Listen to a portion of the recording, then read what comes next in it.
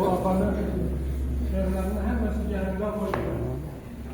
Acaba sahibi icraçları köprüler. Selamun aleyküm, selamun aleyküm.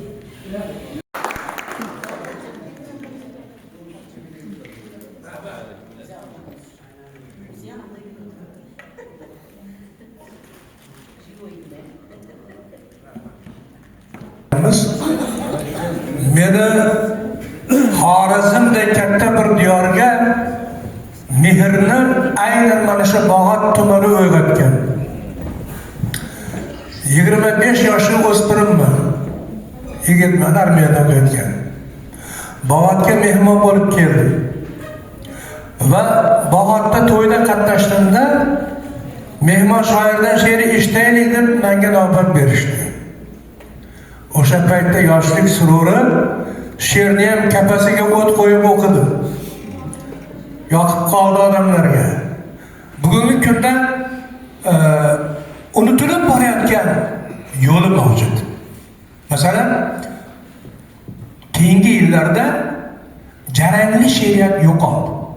Masalan, avvallari meni eshitgansizlar, qo'shig'ini bilasizlar, sizlar san'atkorsizlar. O'ynab, quya boqib, oshiqlarin, ma'shuqlarin o'tda yoqib. Mana qarang, qanday jarangli so'z. Mana shunday she'r yozish hozir urf bo'lmay boryapti. To'g'rirog'i, ko'pchilik eplay olmayapti.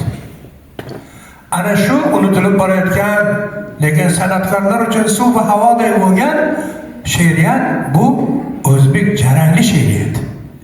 Ana shu she'riyatda Zamira xonim ijod qiladilar. Hozir so'z navbatini Zamira xonimga beramiz. Zamira xonim bizni Xalqaro adabiyot, san'at, madaniyat va ijtimoiy fanlar akademiyasi qoshida tashkil etilgan Butunjahon xalq ijodkorlari uyushmasining eng faol a'zolaridan. Marhamat. Azizlarim, men hozir o'zimni juda baxtli his qilyapman. Avvalo sizlarni tabriklayman. Har doim umringiz uzoq bo'lsin, sog' salomat bo'linglar. Men sizlarni ko'rib turganimga xursandman.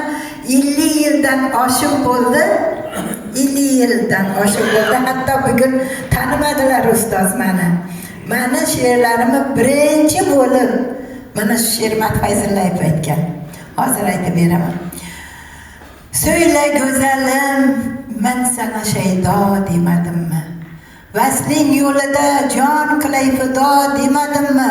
Ko'rsat jamolingni menga ey orazi gulgun, g'oyibi ko'ngil o'zi ko'p ado demadimmi? Chiqdim sog'inib, yo'lingda ko'zlar bo'ldi gulyon, o'rtandi dil, bo'ldim men gado demadimmi? Mayliga men hajring o'tida kuysaman butkul, qalbim qo'ridan yangrar bir sado demadimmi? Sumbul sochlaring bo'ynima dor ayla zamira, sen qayda bo'lsang men shunda paydo demadim. Men bu yerda 15-yilcha bo'ldi tanishganimga, Turon Fanlar akademiyasiga shu unvon berib qoldi. O'zim deyman, tarix bilan qiziqaman, tarix bo'yicha professor unvon berishdi. Keyin bir necha muddatdan keyin respublikada yagona bu Turon Fanlar akademiyasi qoshida yozuvchilar uyushmasini ijodini ochdi. Yozuvchi jurnalistlarga guvohnoma berdi. Tarixining boyligi nuqtalaridan 7-o'rinda edi. Buni prezidentimiz ofisial aytdi. Endi hisoblab ko'rsak, hozir biz 7-emas, 5-o'rindamiz. Bu katta gap. Endi neden 5 bo'ldi deb so'rashlarimiz mumkin. Birinchi, biz dunyoga hisob kitob ilmini bergan Al-Xorazmiyning avlodlari, nabiralari bo'lamiz. Ikkinchi, Amerikani borlig'ini bashorat qilgan, isbotlab bergan Biruniy bobomizning avlodlari bo'lamiz. Üçüncü, Xivaning 2500 yilligi. To'rtinchi, Avesta kitobi. Avesta kitobi barcha kitoblardan oldin yozilgan. Sin gunohim deding, muhabbat ham ibodat bo'lgay, ibodatsiz qo'yma baxshini ilohi. Dairada o'tiribmiz. Rahmat bizni Xorazmliklarni shunday bir siz küçük oppoq tog'larni alla aytib kuylaysiz. Kuylagan qo'shig'ingizdan tebratasiz dunyoni. Siz go'zalsiz, nazokatli ayolsiz. Dorul omon kun keldi. Tarixingiz tongday oq, muhabbat sadoqatning qasrida yayrab yashnang. Siz kelajak onasi, ufqlariga intizor. Omon bo'ling, bor bo'ling, saodatli ayolsiz. Sharqiyaning she'rida nafosatli ayolsiz. Uni xodimlari barchasiga ko'pdan ko'p rahmatlar aytaman. Sherzod aka, ustoz, o'rningizdan bir turing. Sherzod aka aytdi, bizlar yoshligimizda qo'shiqlarni eshitib, qo'shiqlarga raqs tushganmiz. Hozir Zamir opam taklif qilyapti, yana bir o'ynaylik aytsinlar deb. 22-mart kuni navbatdan tashqari Xalqaro adabiyot, san'at, madaniyat va ijtimoiy fanlar akademiyasining prezidium yig'ilishi bo'lib o'tdi va prezidium yig'ilishining qarori bilan sizlarning jamoadoshingiz iste'dodli san'atkor, ham bastakor, ham ijrochi, ham murabbiy Sultonov Quvondiq Ibragimovichni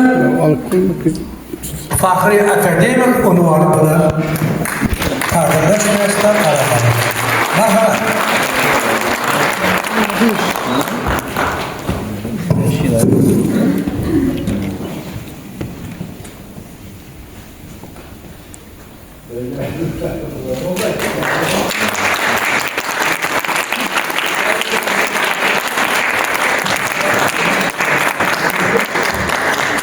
Allah'ın ilim yolundaki izlenişlerimizde hemşe To'g'raymiz. Ibragimovic akademiya qoshidagi butun jahon xalq ijodkorlari uyushmasi a'zosi sifatida ham qabul qildilar.